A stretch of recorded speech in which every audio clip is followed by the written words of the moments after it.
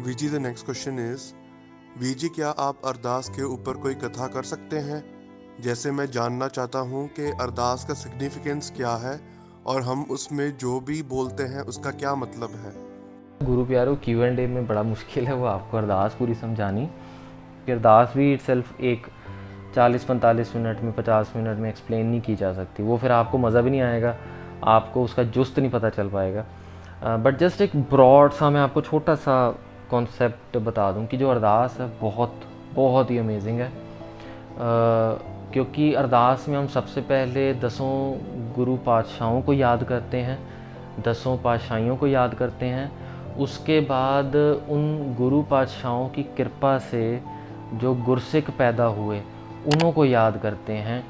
फिर गुरु महाराज की मेहर से जो गुरु प्यारों ने शहीदियाँ प्राप्त की हैं जो इस दुनिया में आज तक ना कोई कर पाया और ना ही कोई कर पाएगा, वैसी वैसी जो शहीदियाँ हैं उन शहीदों को याद करते हैं, उन गुरुद्वारों को याद करते हैं, उन स्थानों को याद करते हैं, पंथ के जो बड़े बड़े कॉन्सेप्ट्स हैं उन्हों को याद करते हैं। जब इतना सब याद करते हैं ना हम, तो गुरु प्यारे ऐसा होता है कि जब उसके बाद हम अपनी रिक्वेस्ट रखते हैं ना कि ये अरदास है मेरी, ये रिक्वेस्ट है, तो वो चीज़ पूरी होने के बहुत ही ज़्यादा चांसेस होते हैं। बिकॉज द थिंग इज़ आपने इतने सारे ताकतों को याद कर लिया है कि ब्रह्मांड की सबसे बड़ी ताकत आपको सराउंड कर लेती है, तो आपकी जो विश है वो पूरी होने के चांसेस बहुत ज़्यादा बढ़ जाते हैं। ठीक है, अरदास जो गुरु महाराज ने दी है, it's a very very big weapon जो गुरु महाराज ने इंसानों को, नॉर्मल लोग हम जैसों को दिया है। ठीक है, और अरदास का जो मतलब होता है, अर्ज दो शब्दों से बना है, अर्ज और दास। अर्ज मतलब रिक्वेस्ट, दास मतलब उस अकाल पुरख का दास। अरदास का मतलब है रिक्वेस्ट एक दास की। ठीक है, सो अरदास का कॉन्सेप्ट थोड़ा सा मैंने जस्ट आपको बताया।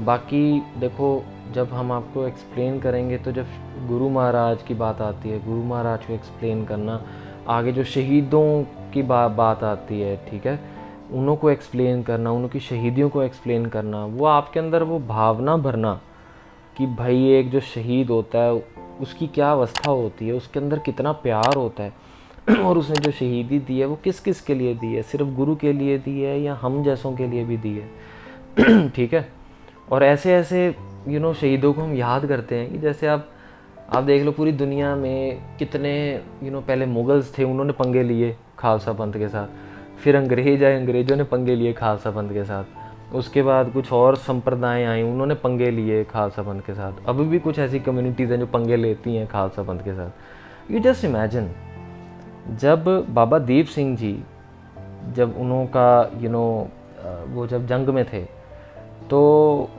उन्होंने जब अपना एक शीश, अपना एक हाथ में अपना एक सिर रखा और दूसरे हाथ में जो उनका खंडा होता था, कृपान होती थी, तलवार होती थी बड़ी सी, वो इतनी भारी होती थी कि हम जैसे लोग उठा ना पाएँ, वो लड़ते थे उससे, मतलब वो जंग करते थे उससे।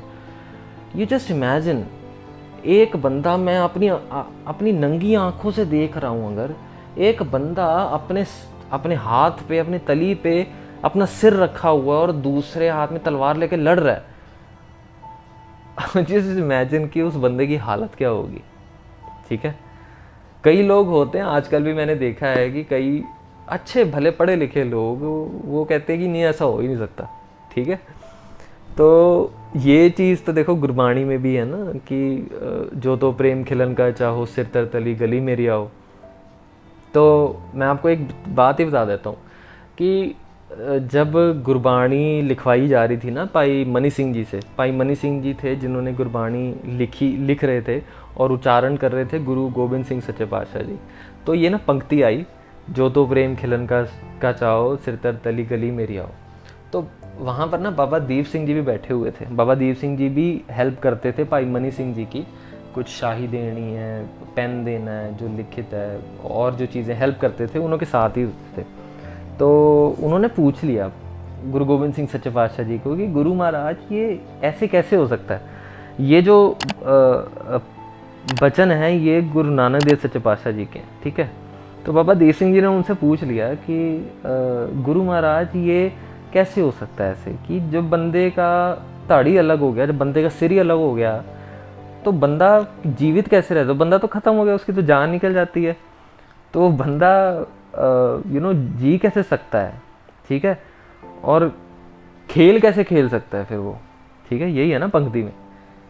तो गुरु गोबिंद सिंह जी थोड़ा सा मुस्कुराए, ठीक है। और गुरु गोबिंद सिंह जी के वचन थे, ये इतिहास में है, हमारे ग्रंथों में लिखे हुए हैं। गुरु गोबिंद सिंह जी ने बाबा दीप सिंह जी को बोला था कि दीप सिंह, आने वाले टाइम में ना इसकी सेवा मैं आपसे लूँगा। और गुरु प्यारे, हम सबको पता है कि बाबा दीप सिंह जी की शहीदी कैसे रही।